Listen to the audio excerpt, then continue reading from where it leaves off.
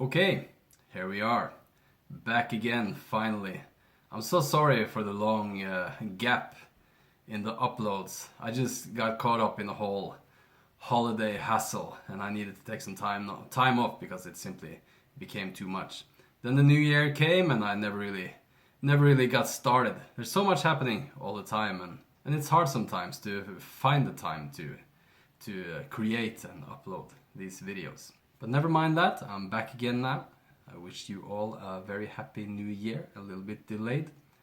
And thank you for watching, as always. And here we go. You may have heard my latest release called Rainbows, Meditative Lightscapes. It's a collection of soundscapes created especially for meditation.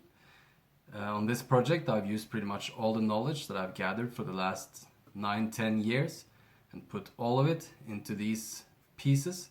If you truly immerse yourself in these sounds, preferably with headphones, undisturbed, eyes closed, relaxed and so on, I know you will have very beautiful, very deep and very transformative experiences. If you have already listened to it, thank you so much, I hope you liked it. You may listen to it again and again and again. If you haven't, please do and please let me know what you think. As always, you can find it in Spotify. You can do me a huge favor and go buy it in iTunes or in Amazon Music. It's also on Google Music, YouTube Music, Bandcamp, etc, etc. On this release I also explore the correlation between sound and color, which sort of explains the theme of it or the name of it. Each piece is named after one of the 7 primary colors of the rainbow. And they all correlate to specific sound frequencies. As the basis, I have used well-known sacred or magic frequencies, because there is a very interesting correlation between sound and color. And I'm not talking about synesthesia, which is a condition some people have, where they see colors when they listen to music, or see numbers and many other things. I'm talking about the fact that both sound and color, or sound and light should I say, color is, after all, only light. Both sound and color, like everything else in creation, is simply energy in motion, or specifically energy in wave motion. They are both frequencies and they are both measurable in hertz. Now, light frequencies vibrate much faster than sound frequencies. But if we start out with a specific sound frequencies and then we use the law of octaves, we will find that the visible spectrum is exactly 40 octaves above the audible spectrum. Or maybe I should say the musical spectrum, because the audible spectrum is about between 20 hertz and 20,000 hertz. But musical instruments have a much smaller range than this, because say anything above about 2,000-3,000 hertz is very, very high and can be uncomfortable to listen to. And anything below say 50 hertz is pretty much inaudible. There are exceptions to this, of course. Musicians experiment all the time, but usually music is in a much narrower range than between 20 and 20,000 hertz. So what I've done is I've looked at some very well-known sacred or magic frequencies that I've talked about before on this channel, and I have looked at what colors they match up with, and the result is very interesting. The result is a very beautiful scale that perfectly correspond with the 7 primary colors of the rainbow. And the 7 frequencies and the 7 colors I've used on these collections are: you have 384 Hz, which is a G note, is turned out to be red. 432 Hz, an A note, is orange. 242 Hz, a B note, is yellow. 256 Hz, a C is green. 288 Hz, a D is blue.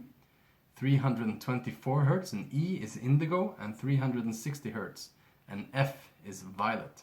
To me, one who is a super geek when it comes to these things, this is very, very cool, of course, but it's important to know that there's a fair share of artistic interpretation in all of this. We have to remember that when we move across this many octaves, the range, it widens quite a bit. For example, if we look at G at 384 Hz and A at 432 Hz, the difference is 48 Hz. But if we move down a few octaves and we place G at 96 Hz and A at 108 Hz, then the difference is 12 Hz. And if we once again move up and we place G at 1536 Hz and A at 728 Hz, then the difference is 192 Hz.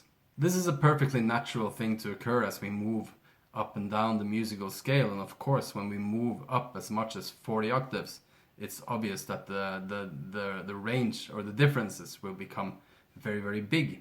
So it's true that 432 Hz is orange, but it's also true that, say for example, 440 Hz is orange and other frequencies close to those two. And this will also not only work in just intonation, which I've used on this project, but it will also work in equal temperament, for example, and any other tuning system. So there's definitely both hard science and beautiful magic behind this, but there's also a great deal of artistic interpretation. It's important to me to tell you this for the sake of transparency and honesty.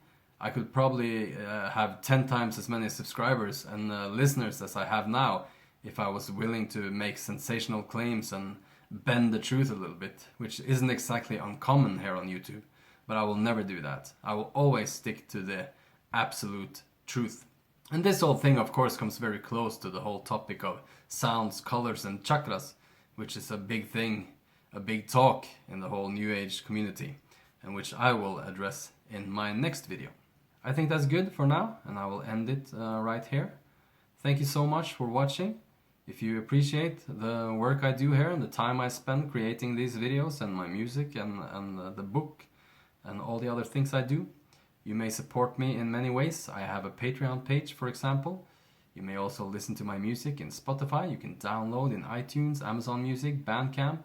You may also stream in SoundCloud or Google Music or Deezer or YouTube Music, and I'm on all of these services, whatever they are called. You may also go to Amazon and get my book on this topic. It's available both as a Kindle and paperback. Follow me on social media. I'm on Instagram, I'm on Facebook.